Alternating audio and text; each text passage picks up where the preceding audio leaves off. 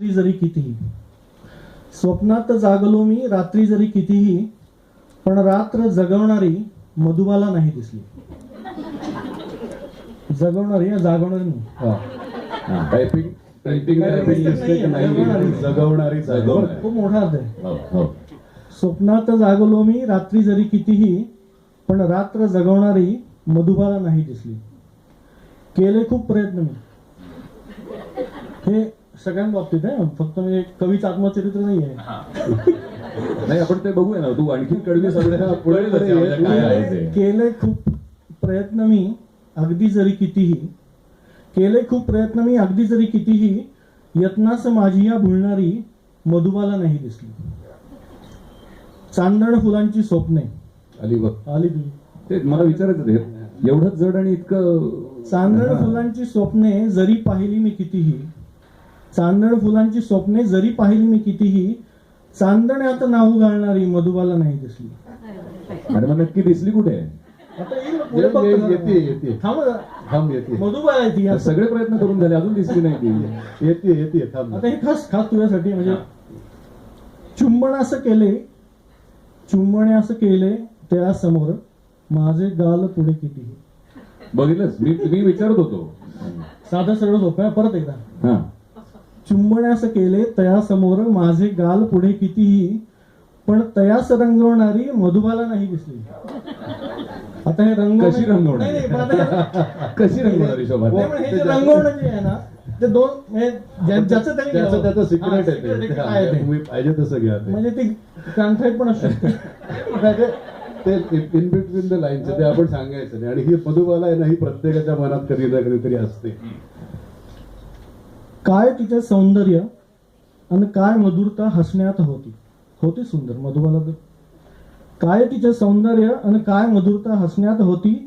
खया अनेक दिसल्या मज पण तयात मधुबाला नाही दिसली.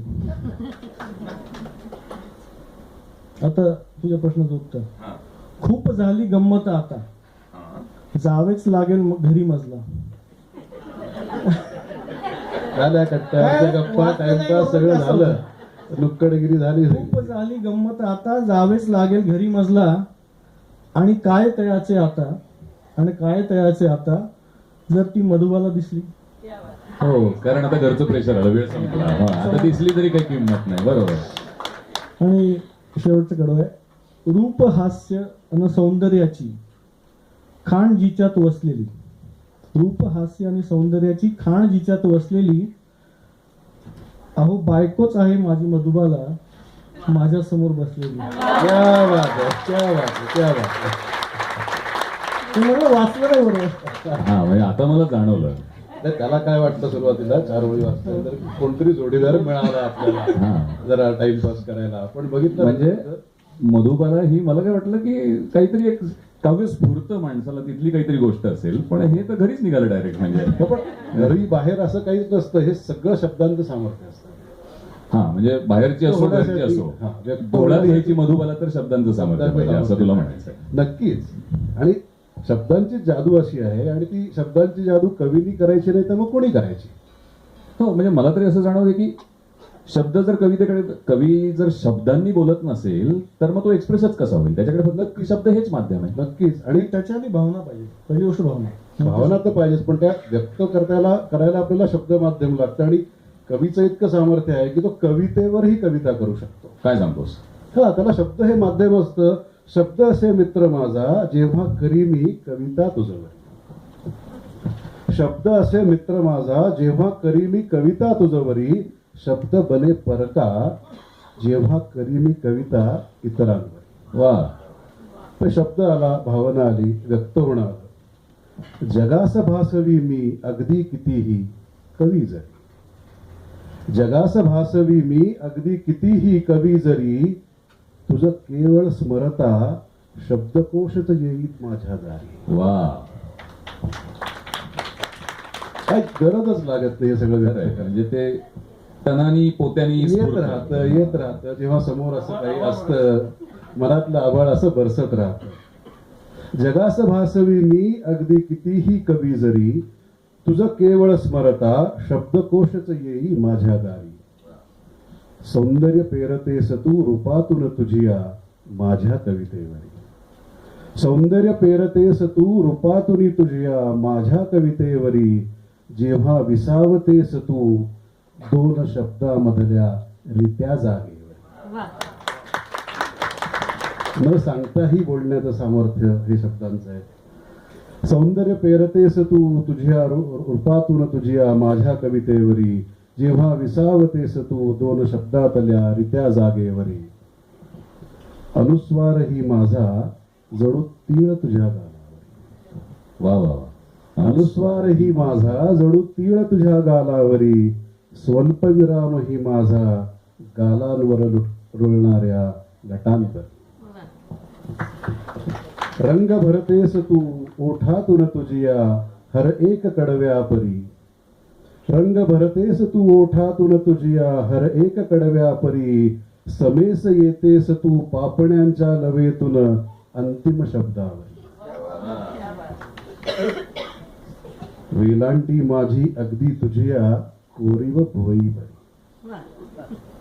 वेलांटी माझी तुझिया कोरीव भुवई परी. अन काना मात्रा ही जणू तुझिया दिलखेच अदान परी.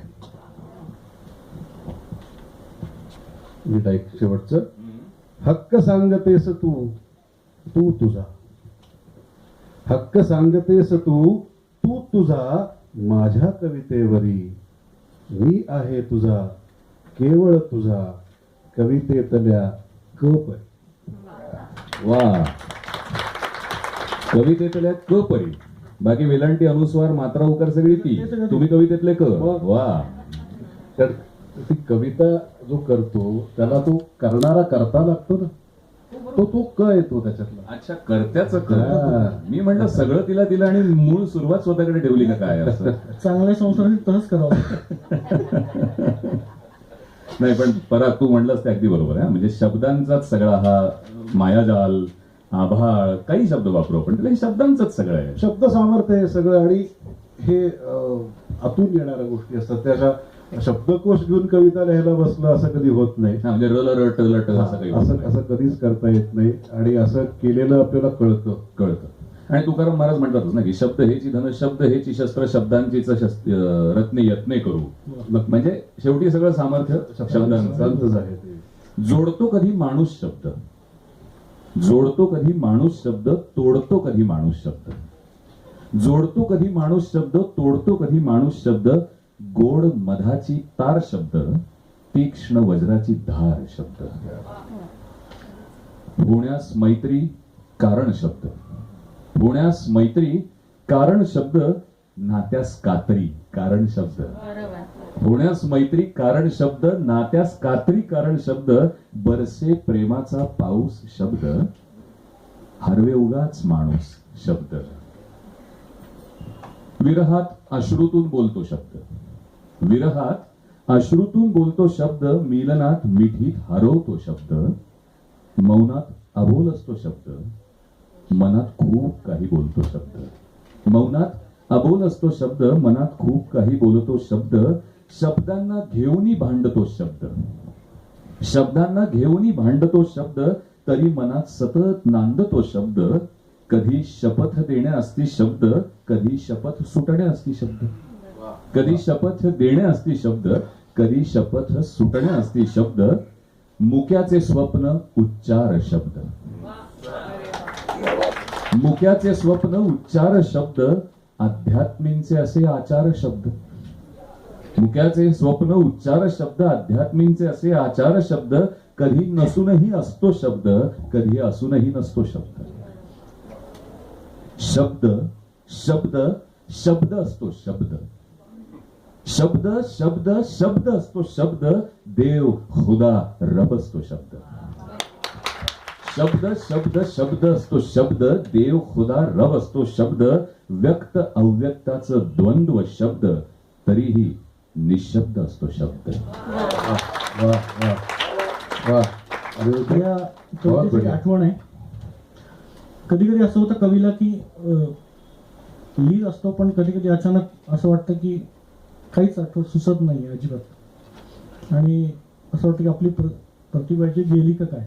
मग मानसीतांसमोर जाऊन बसायचं. सुरू वेलांटी अनुस्वार काना मात्रा फार उकार. वेगवेगळ्या कविता सुचतात मग. थांब ते येणार आहेत पुढे. तर असं झालं की जवळजवळ 6 महिने झाले मला एकही कविता सुचली नाही. शब्दच म्हणजे सुचतच नव्हते. मला खूप असं घाबरलो मी की आता संपलो. आणि शेवटी जे लिहित होतो ती कविताच होती. कवितेला मी साकडं घातलं की कविते तू गेली कुठे, परत ये. आणि अचानक जे सुचतं ते हे सगळं जवळजवळ हो, मला वाटतं 15-16 कडवी 16 कडवी आहे. त्यातली आपण आणि निवडक 4-5 सादर फक्त केलेली आहे. 25 मिनिटात हे जे काही सुचलं ते सगळं. वा वा. वा. ते येतं ते असं एवढं आभाळ भरून येतं ते फक्त ते वरच्याची कृपा आहे आपली.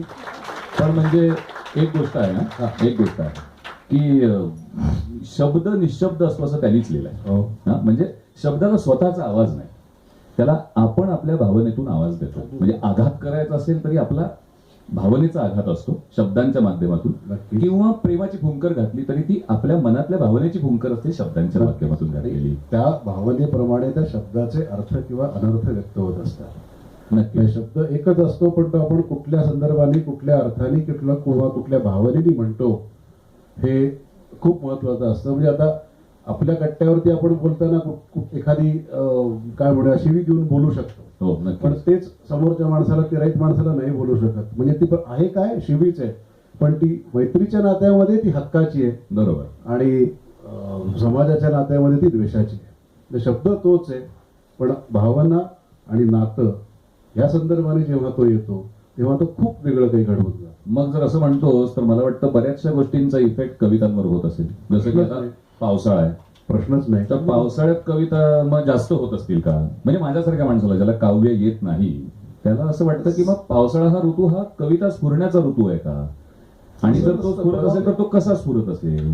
नाही, बेसिकली पाऊस जो आहे ना हा, तो मला असं वाटतं की कविता घेऊनच येतो. काय सांगतोस? असं बऱ्याच वेळा होतं आणि तो ताला सुरात येतो.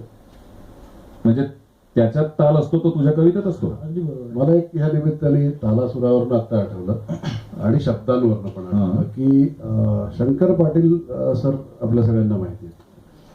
तर शंकर पाटील सरांनी एक अतिशय सुंदर शब्द मराठी भाषेला दिला. तो शब्द आहे टपकाळ. टपकाळ. टपकाळ पाऊस पडतोय. अच्छा. आता टपकाळ पाऊस पडतोय याच्यामध्ये नेमकं काय आहे? तर पाऊस पडून गेल्यानंतर किंवा हलका पाऊस पडतोय की ज्याचा थेंब आपल्या अंगावर पडत नाहीये, पण तो कौलांवरनं ओघळताना एक एक थेंब त्याचा खाली टपकतोय. तेव्हा तो टप टप पडणारा जो पाऊस आहे तोही एक एक थेंब एका विशिष्ट काळाने पडतोय, त्याला ते टपकाळ पाऊस म्हणतात. अच्छा, म्हणजे त्या शब्दातून तो ध्वनी येतोय की तो कसा पडत असेल. कसा पडतोय. वा. आणि हे शब्द असायला लागत नाहीत, हा शब्द निर्माण झाला. तो बघून एक कवी, एक लेखक, एका सृजन मनाला सुचलेला शब्द येतो की हा टपकाळ पाऊस आहे. वा. मग श्रीनिवास, असा आता हा शब्द जसा टपकाळ आला तसं तू मगाशी म्हटलास की तालासुरात पाऊस येतो, म्हणजे तुझ्या कवितेला ताल येतो त्याच्याने, असं तुझं म्हणणं? फॉर एक्झाम्पल, हा. झिरमिर पावसात तू अशी यवनात नाकुणी, यवनात मनातले बोलते बोलना. अरे वा.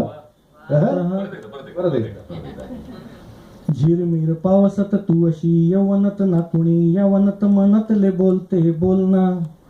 चिंब चिंब शरीरात अंग अंग बहारत, थेंब थेंब शहरत शरीर से बोलते बोलना. वा. हा जो झिरमिर पाऊस आहे ना, हा झिरमिर जो मी तेच म्हणतो, रिमझिम असतो पाऊस, हा झिरमिर. रिमझिम जो असतो ना तो इतरत्र असतो. पुण्यात झिरमिरच पाऊस पडतो. पुण्यात लिहिलेली कविता आहे का? नव्हे, नाशिकमध्ये ट्रेनमध्ये जाताना नाशिक नाही, ही पुण्यातच लिहिली. पुण्यात पुणेरी कविता. झिरमिर पावसात तू अशी यवनात नाकुणी, यवनात मनातले बोलते बोलना.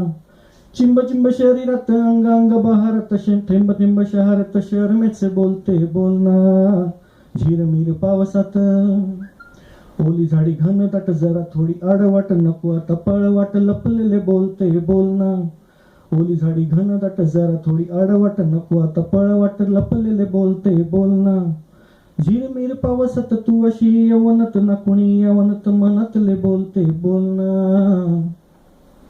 बघडो कवले इंद्रधनू आता नाही नको म्हणू निसर्ग ही साक्षी जणू हळूवार बोलते बोलणं बघडो कवले इंद्रधनू आता नाही नको म्हणू निसर्ग ही साक्षी जणू हळूवार बोलते बोलणं चिंब चिंब शरीरात अंग अंग बहारत थेंब थेंब शहरत शहर मेचे बोलते बोलणं झाले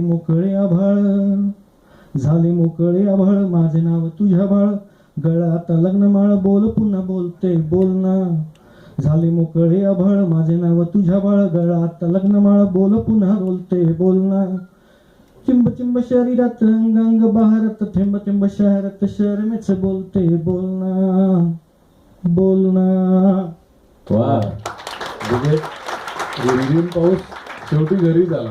हा.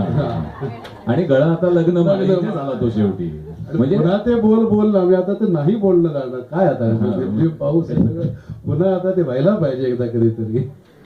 हे पण हे झिरमिर पुण्याचा पाऊस रिमझिम आणखीन कुठला पाऊस अगदी बरोबर असा धो धो पाऊस पडतो ना असं समज असा बदाबद पाऊस पडतो म्हणजे तुझी फार वाट लागली आहे त्या पावसात याच्यात कविता होऊ शकते. अगदी होऊ शकते. काय सांगतोस पाऊस असाच आहे घेऊनच येतो तो. अरे कधीतरी तरी शांत असतो का नाही कवी का जरा कुठे झालं की सुरूच काय ना तो नाद लागला की फार वाईट येतो.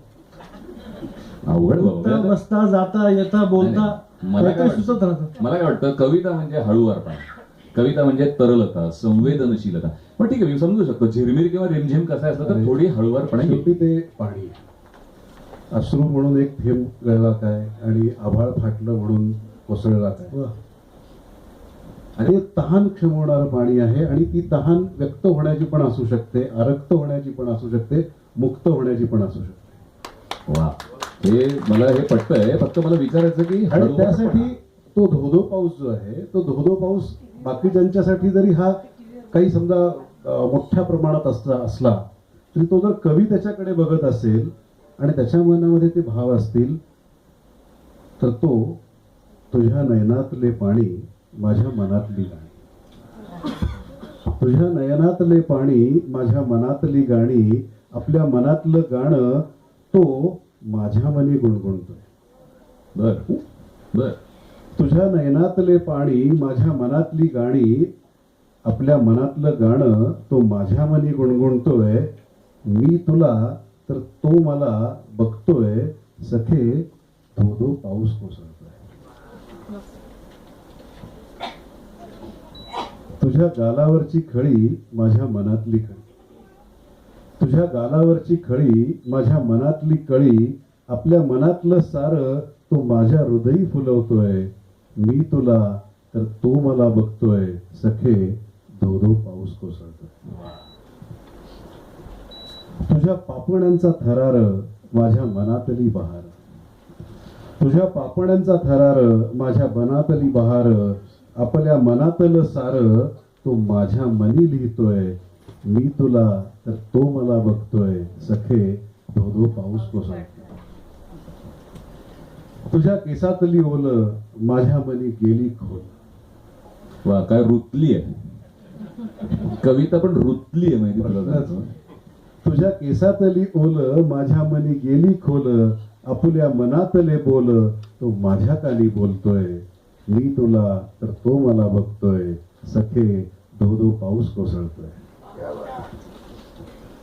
तुझा ओला हळूवार स्पर्श तुझा ओला हळूवार स्पर्श माझ्या मनी शहार हर्ष शहार हर्ष वा शहार हर्ष क्या बात आहे काय शब्द वापरला वा तुझा ओला हळूवार स्पर्श माझ्या मनी शहार हर्ष आपल्या मनातलं प्रेम तू माझ्या गात्री सांगतोय. मी तुला तर तू मला पाहतोय सखे धो धो पाऊस कोसळतोय सखे धो धो पाऊस कोसळतोय. वा. त्या धो धो पावसाला सुद्धा इतक्या सुंदर शब्दात बांधता येतं.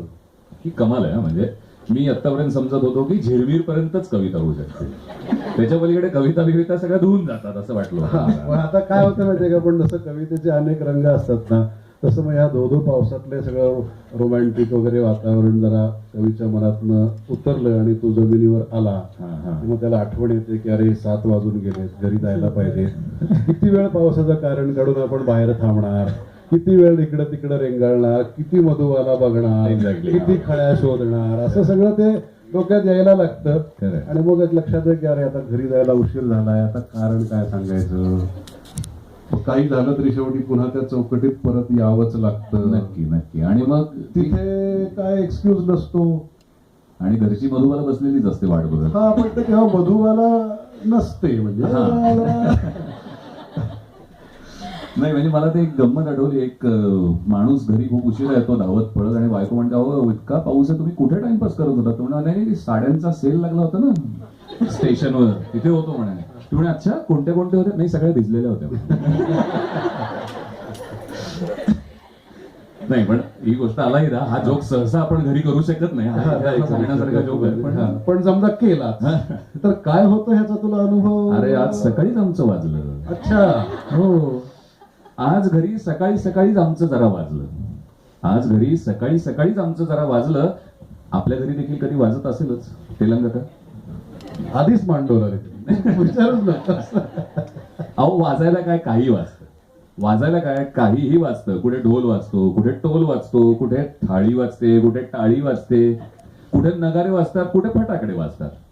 पण कधी घरातली भांडी जरुरीपेक्षा जास्त वाजायला लागली.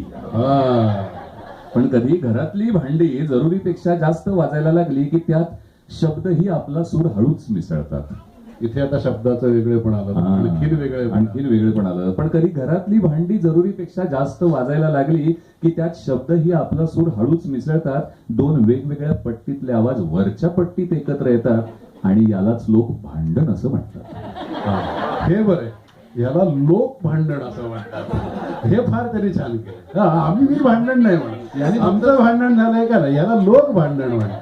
ही कवीने केलेली व्याख्या आहे. काय भांडण लोकव्यापी व्याख्या आहे. आता त्याच्या पुढे जाऊन आता त्याचं आणखीन संदर्भाचं स्पष्टीकरण आहे. येऊ दे. कधी हे भांडण अगदी क्षणिक असतं. कधी हे भांडण अगदी क्षणिक असतं तर कधी एक दिवसाच्या संपासारखं लाक्षणिक असतं. वा. कधी ते शब्दांचं भडीमार असतं तर कधी ते शब्दांच्याही पार असतं. कधी शब्दांचा सणसणीत टोला बसतो. कधी शब्दांचा सणसणीत टोला बसतो तर कधी ते संपेपर्यंत अबोला असतो. वा. यात एकीकडून दुसरीकडे शब्द निरर्थक फेकले जातात. यात एकीकडून दुसरीकडे शब्द निरर्थक फेकले जातात. कधी तुटलेले तर रुठलेले, कधी फुकाचे जमा होतात आणि यालाच लोक भांडण असं म्हणतात. गोडी गुलाबीत असताना धाडलेल्या शब्दांचा अर्थ गोडी गुलाबीत असताना धाडलेल्या शब्दांचा अर्थ आपल्याला पाहिजे तसा घेतला जाईल. पण कधी मूड बिघडला तर तोच शब्द कोण जाणे कोणत्या रंगात नाही. सोयीचं असतं. सोयीचं आणि ह्या मधुबलच करू शकतात फक्त. म्हणजे मी श्रीनिवासच्या बाजूने आहे. हा तू मला माहितीये तू आज एकटा आलायस पण म्हणून एवढी बॅटिंग चालू आहे तुझी. गोडी गुलाबीत असताना धाडलेल्या शब्दांचा अर्थ आपल्याला पाहिजे तसा घेतला जाईल. पण कधी मूड बिघडला तर तोच शब्द कोण जाणे कोणत्या रंगात नाही. शब्द पोचले तरी त्यामागची भावना कधी कधी नेमकी पोचत नाही. शब्द पोचले तरी त्यामागची भावना कधी कधी नेमकी पोचत नाही आणि मनातली सल कशी पोचवावी हे काही केलं सुचत नाही. बघणाऱ्यांना काय हो ते नुसते बघत असतात. बघणाऱ्यांना काय ते नुसते बघत असतात आणि दुरून आगीत तेल ओतत असतात. बघणाऱ्यांना काय ते नुसते बघत असतात आणि दुरून आगीत तेल ओतत असतात. त्या आगीत ते दोन बिचारे जीव विनाकारण होरपळत असतात.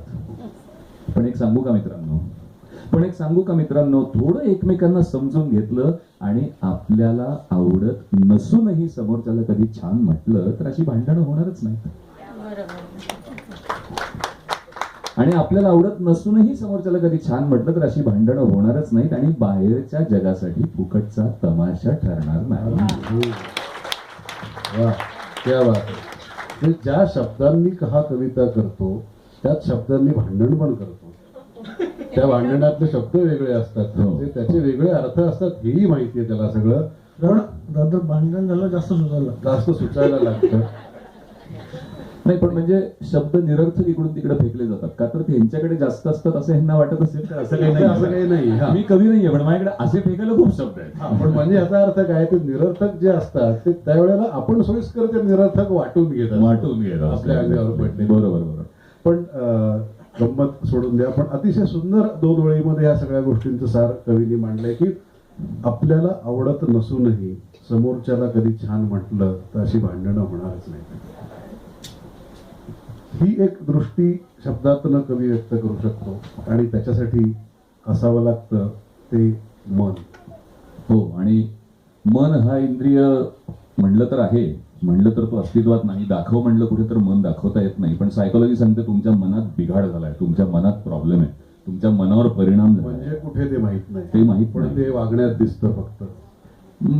आता तू कवी आहेस म्हणून मी तुला विचारतो, म्हणजे हे मनावर डॉक्टरी वेगळी बोलते, सायकोलॉजी वेगळी बोलते, म्हणा आणखी कोणी काय म्हणत असेल.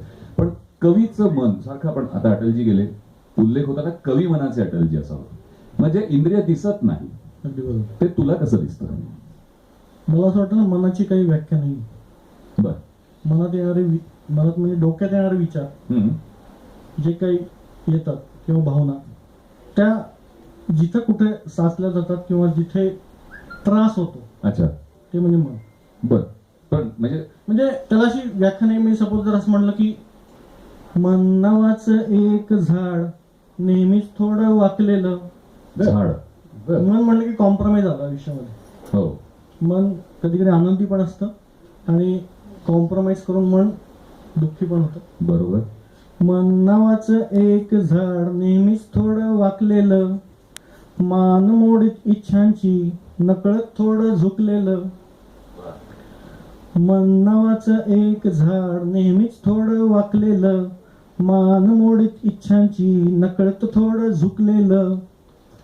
मन नावाचं एक जहाज, मन नावाचं एक जहाज हेलकावे खात चाललेलं. मन नावाचं एक जहाज हेलकावे खात चाललेलं, मोहांच्या लाटेवरती स्वैरस्वार झालेलं. मन नावाचं एक वादळ उरात घोंगावत बसलेलं. झाड, जहाज, वादळ. वा. मन नावाचं एक वादळ उरात घोंगावत असलेलं, चक्रव्यूहात मोहन लोभांच्या नकळत थोडं फसलेलं. मन नावाचं एक वादळ उरात घोंगावत असलेलं, चक्रव्यूहात लोभांच्या नकळत थोडं फसलेलं. मन नावाचं एक उत्तर प्रश्न विचारत सुटलेलं, मन नावाचं एक उत्तर प्रश्न विचारत सुटलेलं, उकल प्रश्नांची करता करता उरात थोडं फुटलेलं. मन नावाचं एक उत्तर प्रश्न विचारत सुटलेलं, उकल प्रश्नांची करता करता उरात थोडं फुटलेलं. मन नावाचं एक यंत्र. आता प्रॅक्टिकल इंजिनियर ना. मन नावाचं एक यंत्र हृदय बनून चाललेलं, मन नावाचं एक यंत्र हृदय बनून चाललेलं, अपेक्षांच्या ओझ्याखाली नकळत कधी थांबलेलं. वा. नकळत कधी थांबलेलं. वा वा वा. मन नावाचं एक यंत्र. यंत्र. आणि ह्या सगळ्या भावनिक उपमा झाल्या, पण भौतिकातली ही यंत्र नावाची उपमा मी पहिल्यांदाच वाचली की मन हे एक यंत्र आहे. खरंय, यंत्र चालतं, कारण ते आत्ताच्या जगात त्याची तशीच परिस्थिती झाली. एक तर परिस्थिती तशी, आणि त्यांनी फार चपखल लिहिलं असं मला वाटतं की अपेक्षांच्या ओझ्याखाली नकळत कधी थांबलेलं. खरं. आपण खूप प्रेशर्सचा सामना करत असतो, स्ट्रेसच्या अंदर. आणि तो सामाजिक आहे, आजूबाजूला घडणाऱ्या घटनांचा आहे, आपल्या घरातल्या तर असतातच. म्हणजे आयुष्याची टेन्शन्स तर आपल्या कोणालाच चुकली नाही, पण बाहेर सुद्धा आपण जे आता बघतोय, म्हणजे मगाशी विनोदाचा प्रश्न झाला तो, पण त्याच्याने येणारा ताण आपल्याला सुद्धा त्रास देऊन जातो. आणि मन तू म्हणलंस तसं कॉम्प्रोमाइज करण्याशिवाय आपण काय करू शकतो? एकटे आपण काही बदल घडवू शकत नाही. म्हणजे आपली काहीतरी अवस्था ना निराळीच झाली आहे पराग. म्हणजे मला असं वाटतं की असहाय्य झाली आपली अवस्था. खरंय, आपण काही करू शकत नाही. आपण काही करू शकत नाही. चालताना हळूहळू चालते ती घेऊन पोटात पाय, चालताना हळूहळू चालते ती घेऊन पोटात पाय, तुमची काय आमची काय झाली गोगलगाय. चालताना हळूहळू चालते ती घेऊन पोटात पाय, तुमची काय आमची काय झाली गोगलगाय. नुसत्याच आवळल्या जातात मुठी. खरंय, एवढं सगळं घडतं, आपण काही करू शकत नाही. करायची इच्छा असते पण करता येत नाही, पण संताप लपवताही येत नाही. नुसत्याच घट्ट आवळल्या जातात मुठीत, कारण हात उगारायची काही सोयच नाही. नुसत्याच आवळल्या जातात मुठी, कारण हात उगारायची काही सोयच नाही, सोसायचा फक्त लाथाबुक्क्यांचा मार, शब्द एक चकार सुद्धा काढायचा नाही, तुमची काय आमची काय झाली गोगल.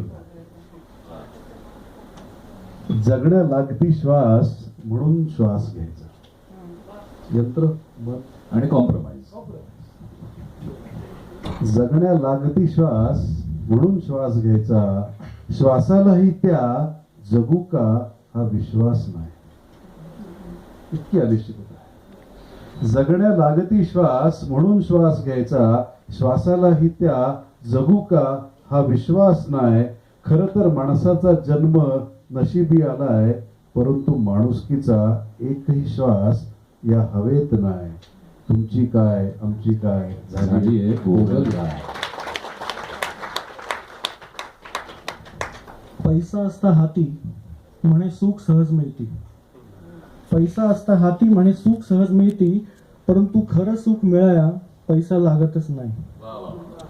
पैसा असता हाती म्हणे सुख सहज मिळती, परंतु खरं सुख मिळाया पैसा लागतच नाही. फुकट मिळालेल्या पैशाला मेहनतीचाच पैसा लाभे आणि टिके खूप काळ. मेहनतीचाच पैसा लागे आणि टिके खूप काळ. फुकट मिळालेल्या पैशाला लगेच फुटती पाय, तुमची काय आमची काय झाली गोगलगाय. हाती लागे प्रेम पण तयाला विरोध पैशाचा. पैशाचाच उल्लेख परत आलाय. हाती लागे प्रेम पण तयाला विरोध पैशाचा, खरं प्रेम न मिळती हा नशिबी दोष आहे. हाती लागे प्रेम पण तयाला विरोध पैशाचा, खरं प्रेम न मिळती हा नशिबी दोष हाय. उच्च शिक्षण घेऊन गेला सुपुत्र परदेशी, कधी दिसेल दिवानेत्री वाट बघते हो माय, तुमची काय आमची काय झाली गोगलगाय. दूध जेव्हा तापतं घेऊन आगीचे रोज चटके, दूध जेव्हा तापतं घेऊन आगीचे रोज चटके, तेव्हा कुठं दिसते दुधावर मौसूद साय. दूध जेव्हा तापतं घेऊन आगीचे रोज चटके, तेव्हा कुठे दिसते दुधावर मौसूद साय. कधी नशिबानं वासरू हिरावून घेतलं जरी, तरी सुद्धा दूध देतेच ना गरीब बिचारी गाय.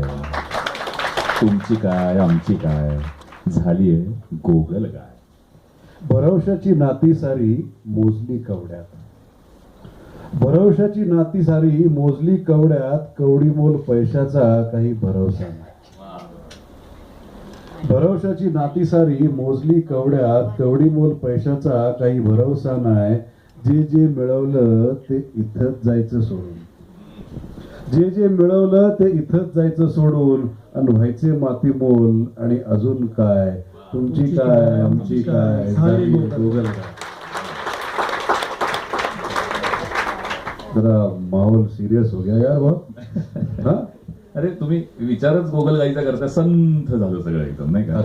आता संथ म्हणजे थोडा आळसावल्यासारखं, पण तो आळस सुद्धा जरा म्हणजे खरंच आहे ना. आता रोज मुठी आवडणार, रोज आजूबाजूला घडणार इतकं सगळं बघणार, तर आपल्याला चिडचिड होऊन करणार काहीच नाही म्हटल्यानंतर कधी कधी याच्यापासून आपण सुटका करून घेतली पाहिजे. अगदी बरोबर. खरंच आहे, म्हणजे सुट्टी घेतली पाहिजे, सुट्टी घेतली पाहिजे. आळस करायला पाहिजे, कंटाळा करायला पाहिजे. रोज रोज करायला चालू आहे सगळं. सकाळी उठा, कामाला जा, ट्रॅफिक मध्ये या, ही अडचण ती अडचण. आता श्रीनिवास होत मगाशी जात सांगितलं ना, नाही. काहीतरी 3 महिने तू प्रत्येक रविवारी त्या पुस्तकाचं काम करत होता. हो. यातनं कधीतरी सुट्टी घेतलीस तरच तुला बरं वाटणार आहे, हो की नाही? प्रश्नच नाही. आणि तू तो करणार नाहीयेस म्हणूनच ते पुस्तक होणार आहे. पण मला काय वाटतं ना, कधी कधी थोडा आळसही करायला हवा. खरं हा एक ही जी कविता आहे, हा असं म्हणतात की कवीला सपोज एखादी सुंदर स्त्री दिसली कविता सुचते, मधुबाला दिसली कविता सुचते, हम्म. पाऊस आला कविता सुचते. ऐकता ना मानसीताई. मी तिच्याबद्दलच बोलतो.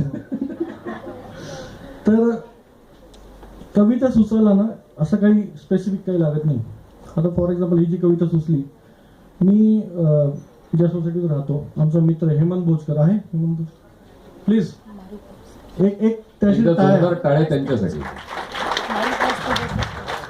तर झालं असं की मी 9:15 ऑफिसला निघायचो. पूर्वी कळलेली कविता आहे. 9:15 निघालो की म्हणजे दत्ताचं मंदिर आहे, तिथं दत्ताच्या मंदिराचं पाया पडत असताना मला हेमंत दिसला. हेमंत रोज सकाळी 8:15 8:30 घरी सोडतो. तो म्हणलं काय रे हेमंत आज उशिरा? तो म्हणला कधी कधी आळस करायला हवा. तर ती जी टॅगलाईन आहे ती मला खूप आवडली आणि जे काही सुचलं ते हेमंतजी आपके नाम. आपल्या रोजच्या बिझी शेड्यूल मधून स्वतःसाठी थोडा वेळ काढायला हवा. आपल्या रोजच्या बिझी शेड्यूल मधून स्वतःसाठी थोडा वेळ काढायला हवा आणि सध्याच्या अति काटेकोर जीवनात स्वतःला थोडा तरी विसावा द्यायला हवा. कधी कधी थोडा आळसही करायला हवा. हं? रोजचेच लवकर उठणे, पटापट आवरणे. रोजचेच लवकर उठणे, पटापट आवरणे या सर्वातून थोडा आराम करायला हवा आणि घड्याळाच्या काट्यावर नाचताना कधी मनासारखा नाचही करायला हवा. वा वा वा. कधी कधी थोडा आळसही आळसही करायला हवा. रोजचे ऑफिस, तोच बॉस, तोच वर्कलोड. आले नाही येत ना? म्हणूनच सांगितलं हे कडवं. हा म्हणजे माझ्या स्क्रिप्ट मध्ये क्वेश्चन मार्क आहे की आले असतील तर काय वाचायचे आणि नसतील तर काय वाचायचं. रोजचे ऑफिस, तोच बॉस, तोच वर्कलोड या सगळ्याचा कधी कंटाळा करायला. रोजचे ऑफिस, तोच बॉस, तोच वर्कलोड या सगळ्याचा कधी कंटाळा करायला हवा. ऑफिससाठी रोजच्या रोज जिवंत मरताना जीवनाचा खरा आनंदही लुटायला हवा. कधी कधी थोडा आळसही करायला हवा. लोन, इन्शुरन्स आणि फ्युचरची सोय करताना आपला सध्याचा प्रेझेंटही जगायला हवा. लोन, इन्शुरन्स आणि फ्युचरची सोय करताना आपला सध्याचा प्रेझेंटही जगायला हवा. आणि हे सर्व टेन्शनफुल लाईफ जगताना टेन्शन फ्री लाईफचाही विचार करायला हवा. कधी कधी थोडा आळसही करायला हवा. वा. मित्रांशिवाय दिवस ना जाई विद्यार्थी दशेत. अजूनही नाही. अजूनही नाही. Deepti, for you. मित्रांशिवाय दिवस ना जाई विद्यार्थी दशेत आता मित्रांच्या भेटीसाठी सण समारंभ हवा. मित्रांशिवाय दिवस न जाई विद्यार्थी दशेत आता मित्रांच्या भेटीसाठी सण समारंभ हवा. जुन्या मित्रांनाही कधी मधी भेटताना ऑफिसला सुट्टीचा ईमेल धाडायला हवा. हं? कधी कधी थोडा आळसही करायला हवा. वा. उमेदीच्या काळात देता येत होता खूप वेळ. उमेदीच्या काळात देता येत होता खूप वेळ, पण आता तिच्या वाट्याला फक्त रविवार यावा. वा. उमेदीच्या काळात मनापासून उमेदीच्या काळात देता येत होता खूप वेळ, पण आता तिच्या वाट्याला फक्त रविवार यावा. सुट्टीच्या दिवशी उगाच फालतू काम न काढता बायकोनही आता थोडा आराम करायला हवा. वा. क्या बात आहे. कधी कधी थोडा आळसही करायला हवा. शेवटच्या 2 ओळीत सगळी कविता उलटी करून टाक आणि स्वतःची सीट सेफ केली. सगळं सेव्ह करून ठेव. सगळ्या स्त्रियांना त्याची लाईन खूप चांगली वाटणार. एक प्रश्नच नाही. वा. हा.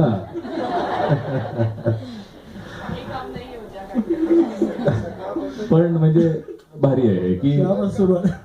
बायकोला एकदम मैत्रीतच करून टाकलं नाही का. म्हणजे तिने आता आराम असायलाच करा. म्हणजे अरे मैत्रीच हे एकमेव नातं असं आहे. तसं आता त्यांच्या मित्राचा उल्लेख झाला त्या कवितेच्या अनुषंगाने. पण मैत्री हे एकच नातं आहे की त्याला कुठलीही डूज अँड डोंट्स नाही. खरंय. बाकी सगळं नातं एक कुठलंही नातं आपण घेतलं की त्याला एक टॅग येतो आणि त्या टॅगच्या अंडर डूज अँड डोंट्स येतात की हे या नात्यात करायचं असतं आणि हे या नात्यात करायचं नसतं. म्हणजे ते प्रत्येक नातं हे करा आणि करू नका ह्याच्या चौकटीत बांधलेलं असतं. आणि मैत्री हे एकमेव नातं असे की याच्यामध्ये कोणतीही चौकट नसते. ते अथांग असतं. आणि मला ह्या मैत्रीच्या नात्याचं एक अतिशय माझ्या जवळचं उदाहरण जे वाटतं ते म्हणजे संत नामदेवांचं आणि पांडुरंगाचं. कुठल्या नात्याने त्या नामदेवानी पांडुरंगाकडे प्रसाद खाण्याचा हट्ट केला असेल? कोणत्या नात्याने?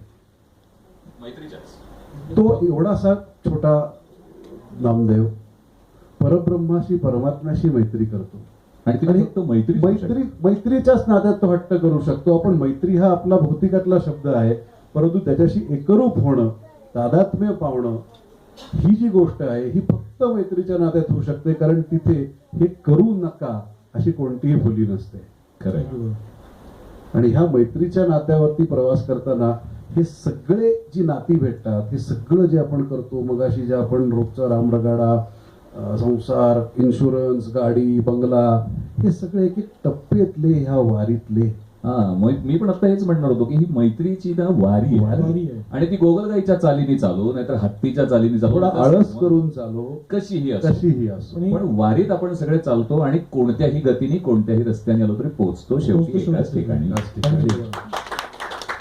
वारकरी हो वारकरी आम्ही या दुनियेचे वारकरी.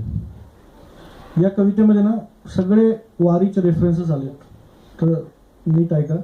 वारकरी हो वारकरी आम्ही या दुनियेचे वारकरी, जीव मुठीत घेऊन नाचतो या जीवनाच्या तालावरी, जीव मुठीत घेऊन नाचतो या जीवनाच्या तालावरी, महागाईत घाई करूनी पेलतो बोजा हा कर्जाचा डोईवरी, नशिबी आमच्या श्वास कुठे, नशिबी आमच्या श्वास कुठे जर जगणे सारे ध्यास असे, नशिबी आमच्या श्वास कुठे जर जगणे सारे ध्यास असे, इंचा इंचाला लढाई जगण्याशी, इंचा इंचाला लढाई जगण्याशी घेऊन मनी धीराच्या तलवारी, वारकरी हो वारकरी आम्ही या दुनियेचे वारकरी.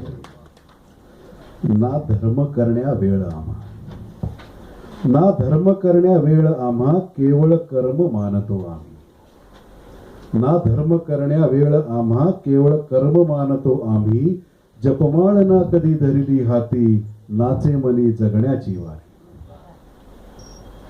रोज देवापुढे हात जोडून दिवस सुरू करतो आम्ही. ह्या बाकीच्या सगळ्या गोष्टी ज्या आहेत त्या असतील कदाचित, पण आमचं जीवन हे आता असंच आहे. रोज देवापुढे हात जोडून दिवस सुरू करतो आम्ही, दिनक्रम हाची देव आमुचा आणि हे जगणे आमुची पंढरी, वारकरी हो वारकरी आम्ही या दुनियेचे वारकरी. हात वाजवी टाळ कामाचे, हात वाजवी टाळ कामाचे आणि वाजे मृदुंग आत हृदयी, हात वाजवी टाळ कामाचे आणि वाजे मृदुंग आत हृदयी, तानपुरानं अमुच्या हाती पण यादी हाती काम करी, तानपुरानं अमुच्या हाती पण यादी हाती काम करी, घाम अमुचा असे टिळा, घाम अमुचा असे टिळा, लेवुनी अभिमान भाळी, तुळस घेऊनी संस्काराची चालतो जगण्याची वारी, वारकरी हो वारकरी आम्ही या दुनियेचे वारकरी. हे जगण्याचं अमुचे रिंगण, हे जगण्याचं अमुचे रिंगण घोडे मनीचे जिथे धावती, हे जगणेच अमुचे रिंगण घोडे मनीचे जिथे धावती, अन पालखी ही जन्माची पेलतो भरल्या खांद्यावरी, हे जगणेच अमुचे रिंगण घोडे मनीचे जिथे धावती, अन पालखी ही जन्माची पेलतो भरल्या खांद्यावरी, जीवन बघते अमुच्याकडे, जीवन बघते अमुच्याकडे हात ठेवून कमरेवरी, जीवन बघते अमुच्याकडे हात ठेवून कमरेवरी, अन मरण नशिबी अमुच्या या दुनियेच्याच विटेवरी, वारकरी हो वारकरी आम्ही या दुनियेचे वारकरी. धन्यवाद.